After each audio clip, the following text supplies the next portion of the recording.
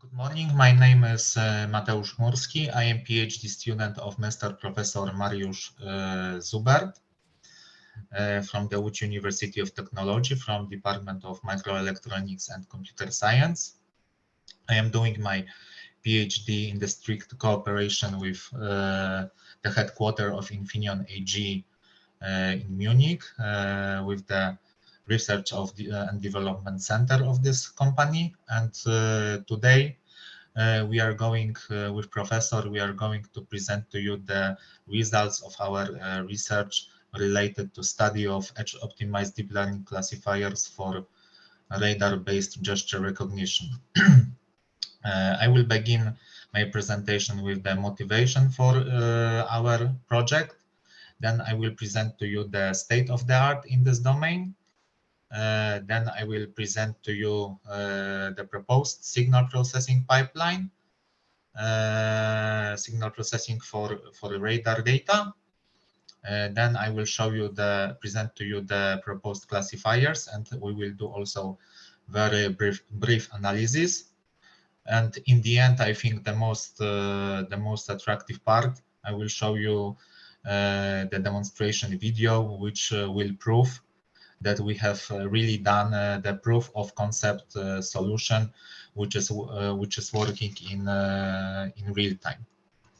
So the motivation was to to design and deploy the gesture recognition classifier, radar-based gesture recognition classifier on resource-constrained device, such as in our case it was neural compute stick.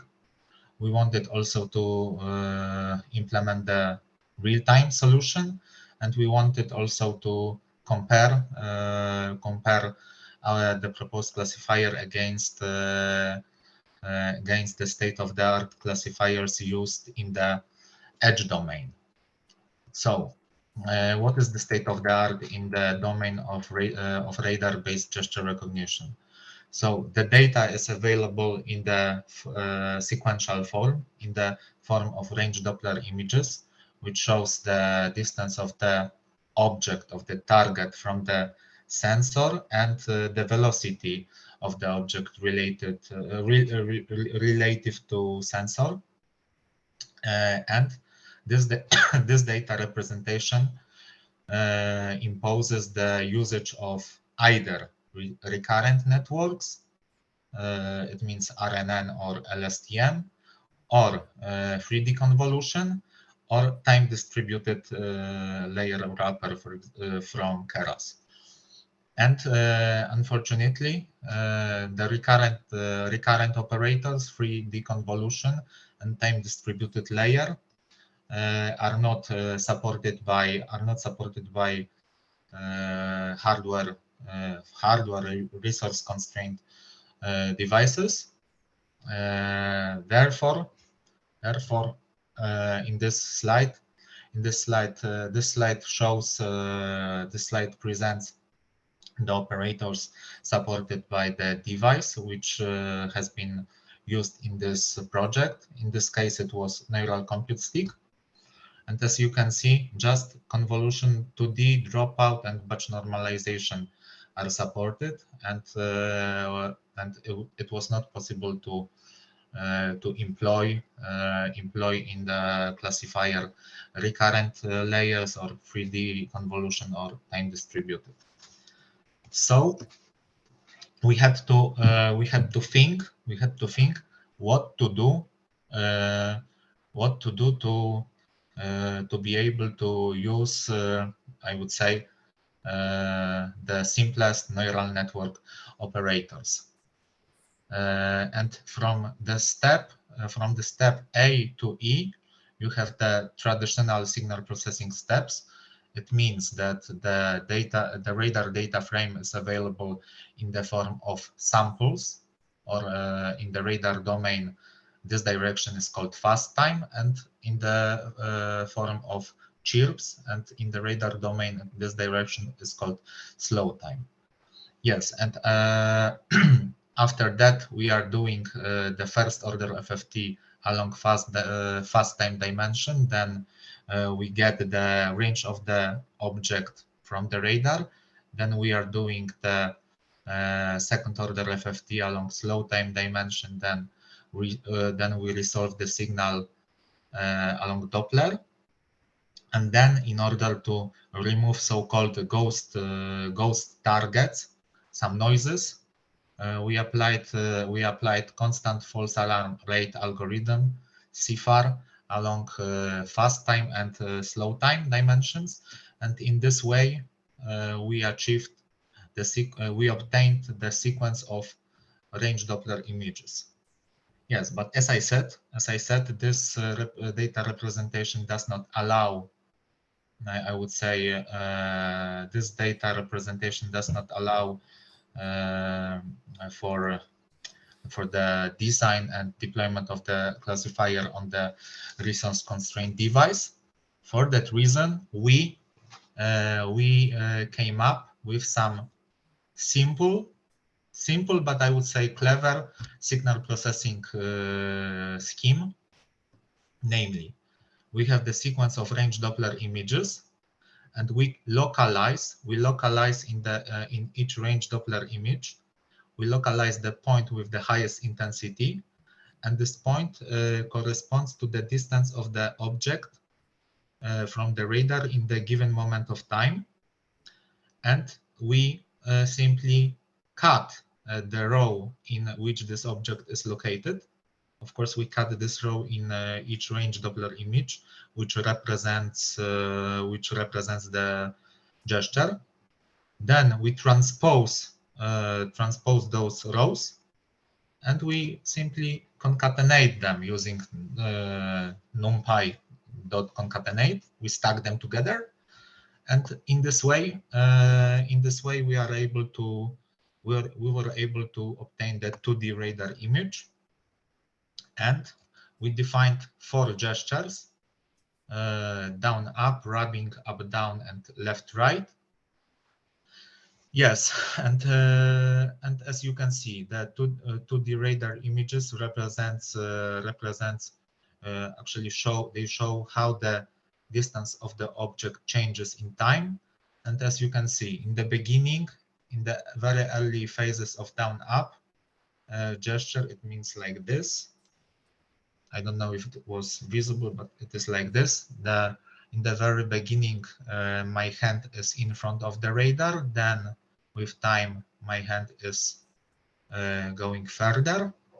Then rubbing is like this. And as you can see, more or less the distance of the object does not change in time. Then up, down. And in the very beginning, the target, it means my hand is far away from the radar. Then it is above the radar and it disappears. And then left, right. In the very beginning, the distance of my hand is far away. Then it's closer and disappears. Yes, and this data representation allowed us to design a very simplified classifier consisting of just 6 layers, 6 convolutional layers. And what we have done to deploy the system on the edge. So we collected the data. We prepared our own dedicated data set. We have done the pre-processing, and we have also proposed our data pre-processing scheme. We have done the data augmentation. Then we proposed some family of classifiers. Then we pruned those classifiers. We converted the weights of the neural nets to constants. And then we have done the final optimization for compute stick, and we obtained the XML and binary file representing the neural network, which can be executed on the compute stick. And finally, the inference and the testing of the classifier has been performed on the edge. And and here this table presents to you the classifier which is not pruned, and in other cases we pruned some filters, and thanks to this we were able to compress the classifier, compress actually the model. Yes, and here we have the final results.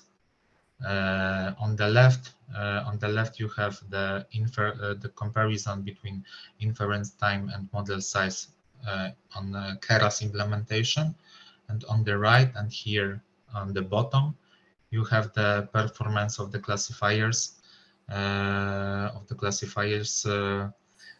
which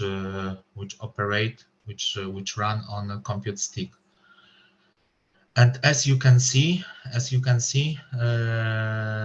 the proposed classifiers exhibit the best behavior because we were able to compress the proposed classifier to 513 kilobytes, and at the same time the inference time was around 2 milliseconds. And this tendency is worse for mobile nets because, for example, of course, the mobile net, we were able to compress the mobile net with the alpha parameter 0.25 to 484 kilobytes, but the inference time is longer, and similar tendency actually repeats for all classifiers.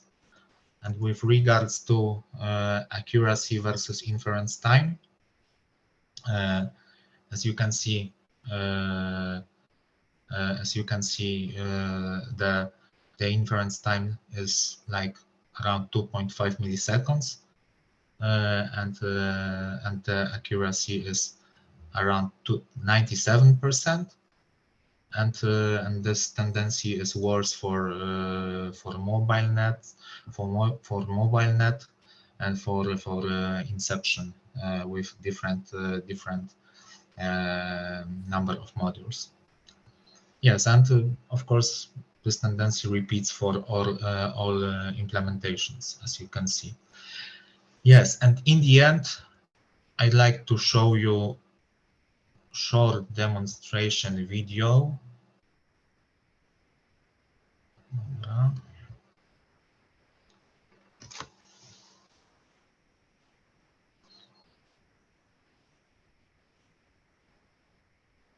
The color of the lamp will change when the consecutive gestures will be performed.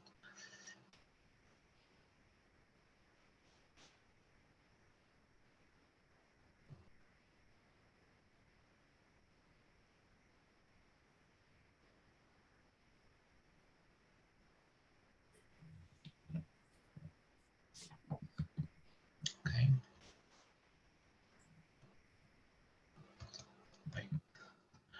Yes, and the next steps are as follows. So for sure we will try to deploy to do some optimizations, and we will try to deploy our classifier on the Cortex M4 microcontroller, which will be much more difficult. For example, probably we will do it on PSOC 6 because yes, this is industrial PhD, and PSOC 6 is manufactured by Infineon.